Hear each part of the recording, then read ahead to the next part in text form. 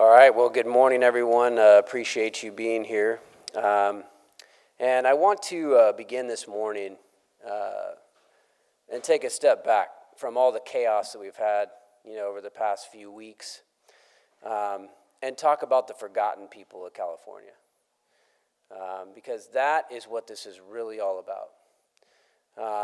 I think of the trucker in the Inland Empire who's been told that he has to get rid of his truck because of the regulations in this state. And at the same time is told he's got to put solar panels on his house that come from China, right?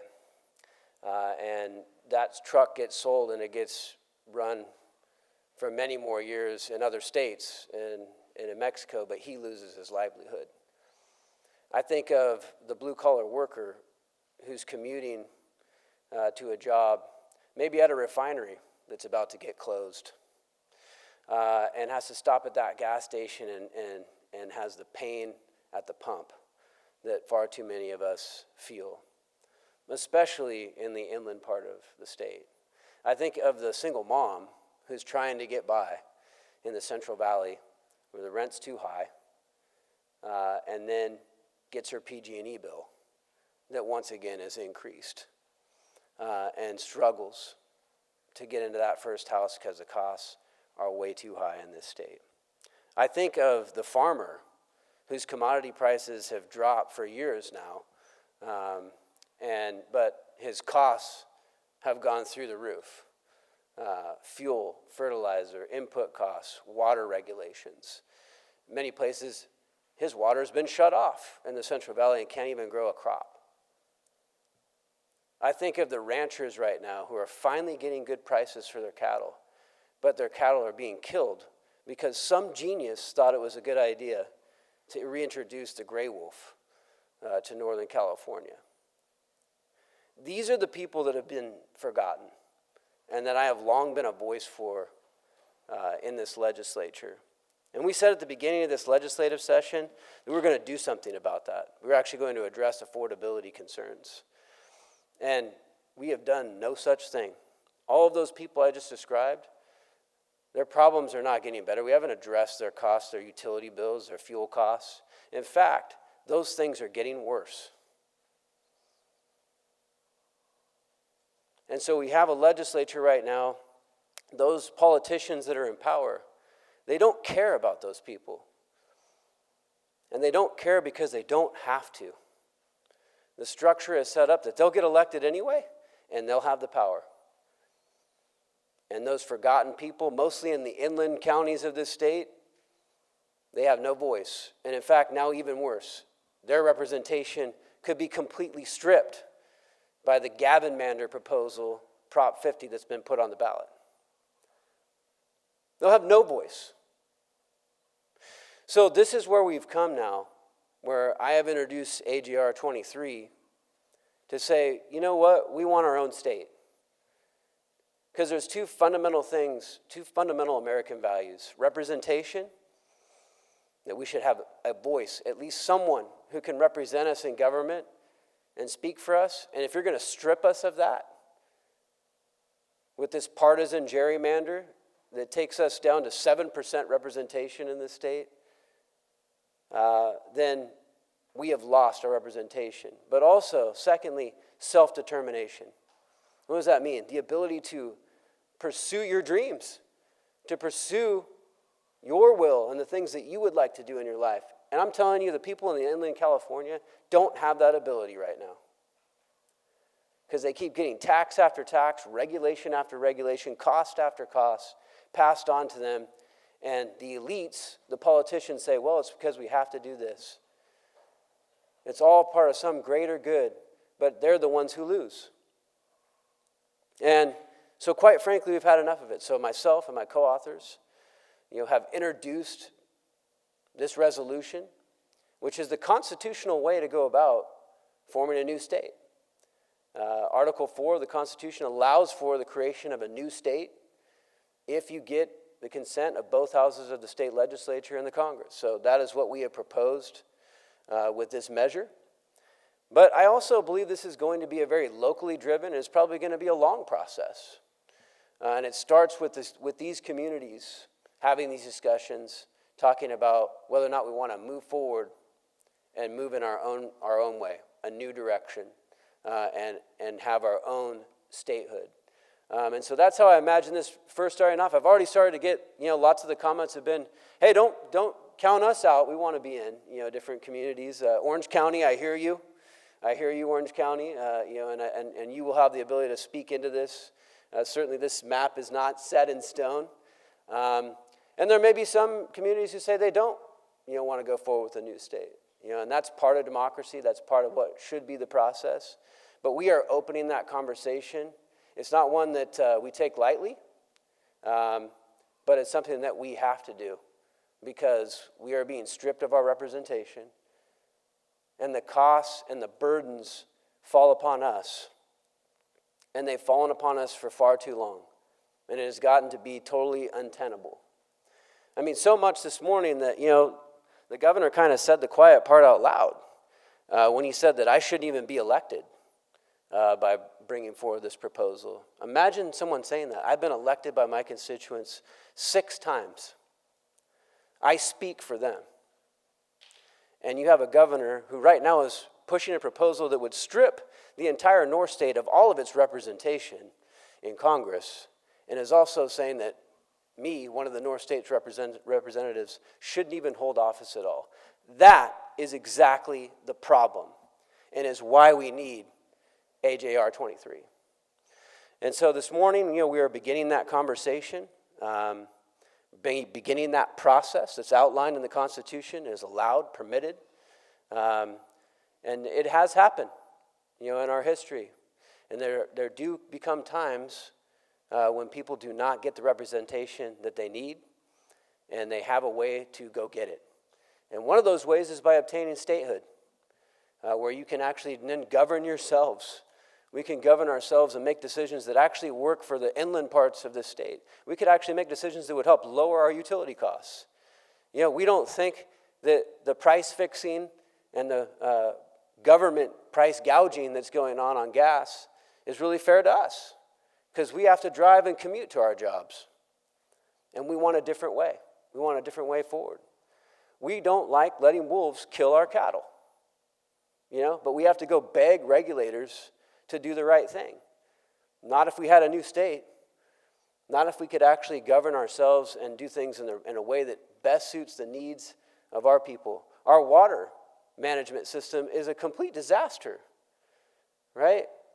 We have man-made created droughts in the Central Valley.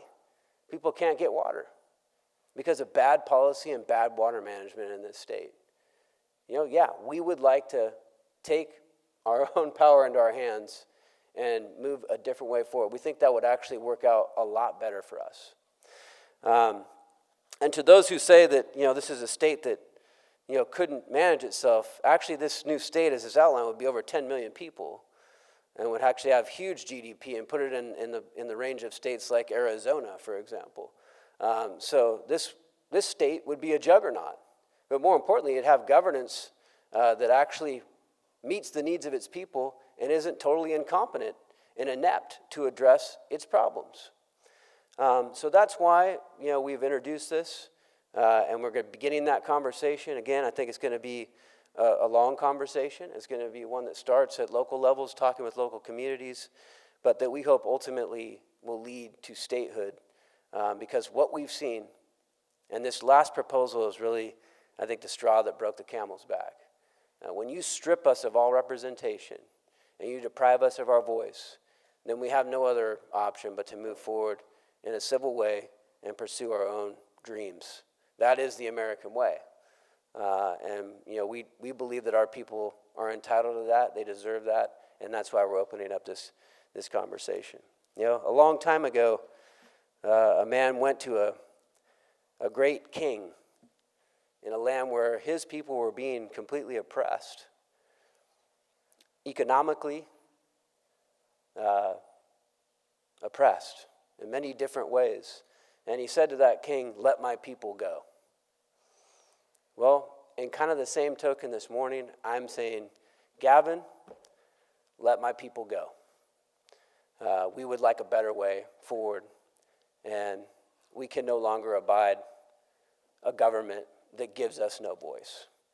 And so we'll begin that discussion today. We humbly ask that, as we move forward today. We'll continue to ask it over the course of this time. And perhaps with persistence, with integrity, and with faith in our ability to govern ourselves, we can actually get there. So thank you for your time this morning, and I'd be happy to answer any questions that you might have. In California's history, according to the state library, there have been more than 200 attempts in some way, shape, or form to break up the state. As you know, Governor Newsom is calling what you're doing a stunt. What's your answer to that differentiates, perhaps, what you are doing now compared to previous attempts? It's true there has been many attempts, over the years, but also that kind of underscores the issue, right? Is that for a long time, there's parts of California that felt so overlooked, so neglected, that they have pushed forward these movements. Maybe the last one that was actually almost successful was the state of Jefferson, which was going to combine the northern counties with southern counties in Oregon.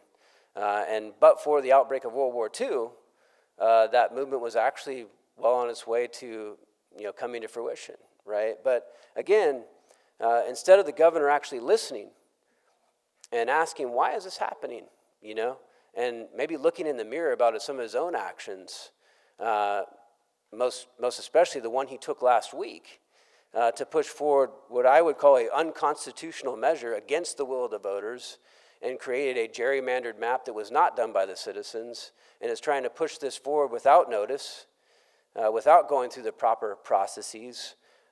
Maybe that's why we're here, Governor, and I assure you, it is not a stunt. This is the real feelings of people in my district and throughout this state, of people who feel like this government does not look out for them and does not address their issues. And when in the course of human events that happens, sometimes people make decisions to move in a different direction.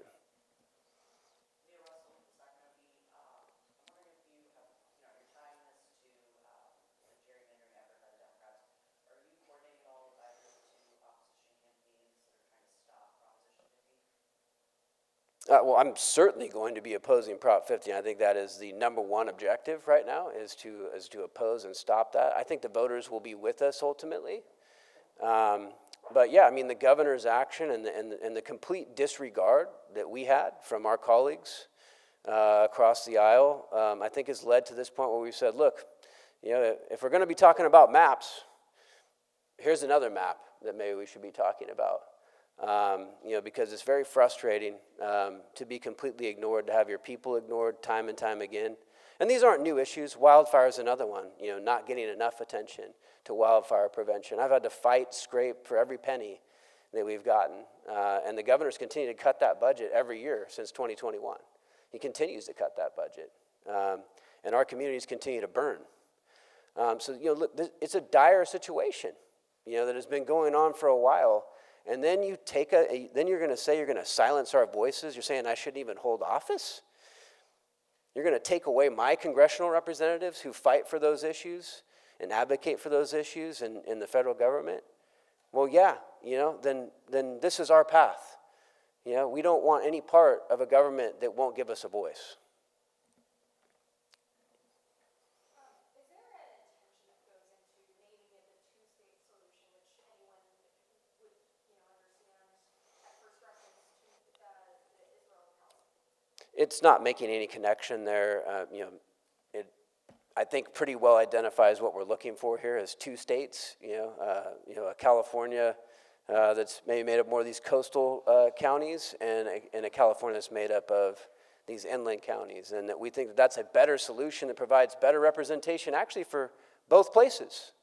One of the fundamental tenets of our country and our governance structure was to have states, and that states would sort of act as laboratories, right, where each state could kind of come up with their own policies, and people could move with their feet and decide which policies best suited their needs. I actually think that this two-state solution that we've outlined here would allow for that. Gavin Newsom and his supermajority can continue to govern in the way they want. I mean, knock yourselves out, guys. Maybe gas will be $10 a gallon by the time you're done. But we would like to pursue different policies that help our people. And, that is exactly where, we're going with this. And that's our intent. That's the focus of this measure. There's no way forward in terms of Democrats being the supermajority in the state house. Is there a way to take this to the people in the form of, say, a ballot measure? I mean, what is a realistic path forward knowing that Republicans are in the extreme minority? Yeah, I mean, I've never let that get in my way. I've been in the minority the whole time I've been here. And a lot of people said that Prop 36 wouldn't happen last year, but we ended up getting 70% of the vote statewide, even though the governor and this supermajority didn't want that to happen. We all know that. So I think this could very much be the same way. I mean, ultimately, people have to be responsive to the people. And so, as I said, I don't see this as something that's going to happen overnight. But I think, I'm already getting a lot of feedback from people that I think a lot of communities asking to be added. Like, could we please be part of this too? Because we don't want to be stuck, in the under the California governance that we have right now. Orange County being one of those. The Antelope Valley, the Eastern Sacramento County. We've heard a lot of different things. And so again, that does need to be, I think, from a locally led process, and we'll hear from local communities as to what they want to do. But I think as that pressure builds, very much could lead to this getting passed in the legislature. That is the process that has to happen ultimately. Could include an initiative. That is something that we've certainly thought about, and getting a statement of the will of the people to move forward in this direction. So those are all things that we're considering.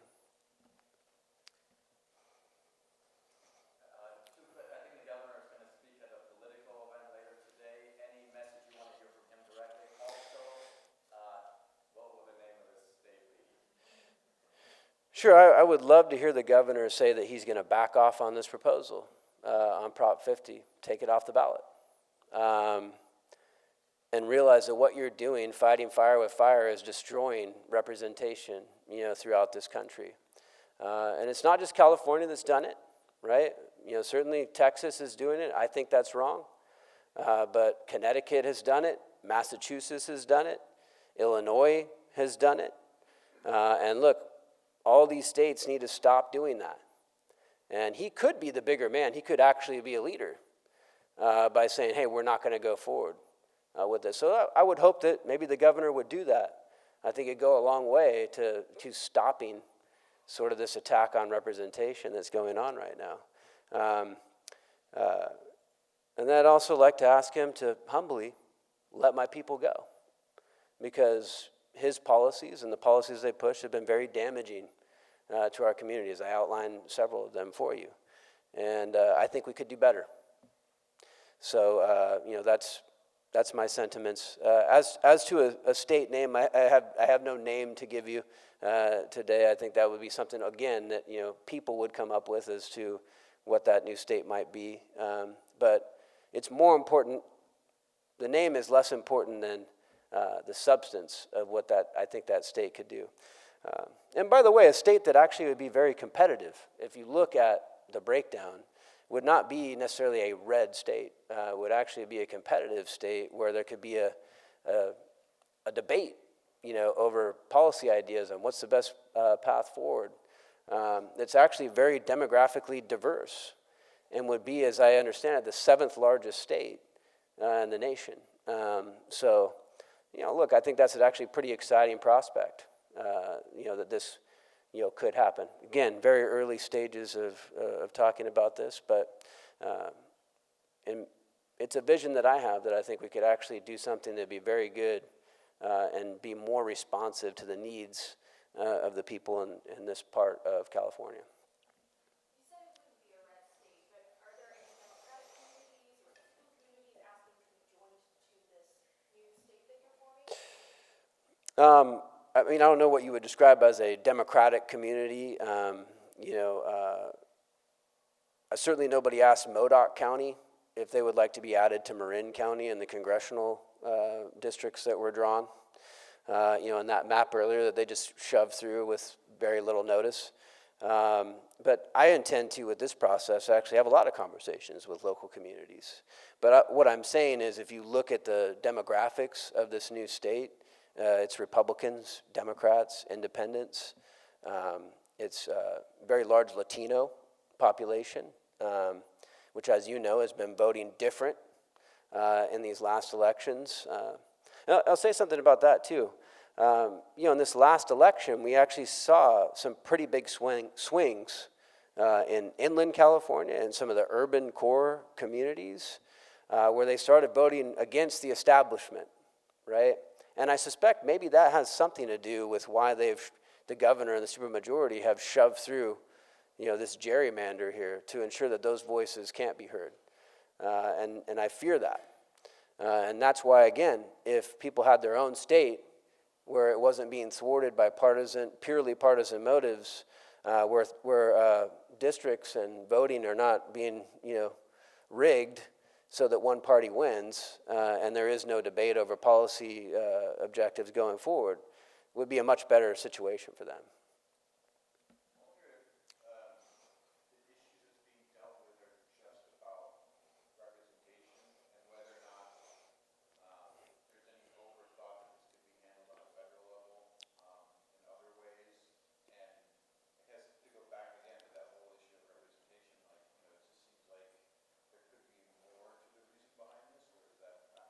I think that's a great point. And you know what? There's actually some things that are being pushed forward along those lines. I mean, Kevin Kiley has proposed in the Congress that we should stop any mid-decade redistricting. That's a bill that's being considered in Congress right now, which would stop all of this. We pushed forward a proposal that would have called for independent redistricting in every state in this nation. And I certainly think that, if those policies were passed, it would help avoid this thing. And you're right. So, I think there are things that could be done at the federal level. I'm at the state level looking at my representation being stripped away, my voice being completely eliminated when we have some very dire issues that are affecting our communities.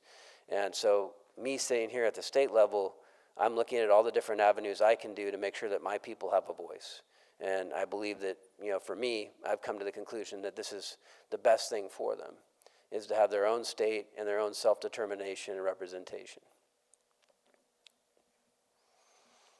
Okay, well, thank you guys for being here this morning. I appreciate the time, and we'll continue to keep you posted on this venture. We very much anticipate hearing what the governor has to say. Thank you.